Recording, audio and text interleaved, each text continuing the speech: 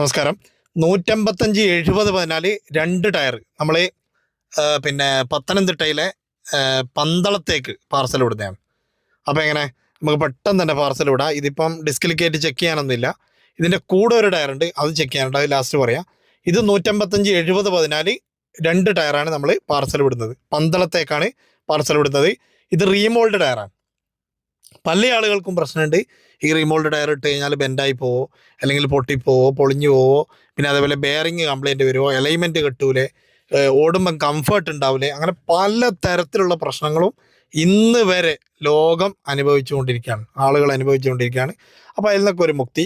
ഇതിൻ്റെ കൂടെ നിങ്ങളൊരു ടയർ കാണുന്നുണ്ടാവും, ഇത് 155/65 ഇത് ഇമ്പോർട്ടഡാണ്.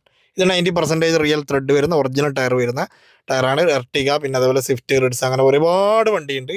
അതിൻ്റെ 15 അപ്ഗ്രേഡേഷൻ. മറ്റേത് 14 ആകുമ്പോൾ കോളീസിനിടാം, ഫ്രണ്ടിലും ബാക്കിലും ഇടാം. പിന്നെ അതേപോലെ സ്വിഫ്റ്റിനിടാം, ഡിസയറിനിടാം, റിഡ്സിനിടാം, i20 പഴയ മോഡൽ എത്തിയോസിനിടാം. അങ്ങനെ ഒരുപാട് വാഹനങ്ങൾ ഈ ഒരു ടയർ സൈസിൽ വരുന്നുണ്ട്. അപ്പോൾ നല്ല അടിപൊളി ടയറുമായിട്ട്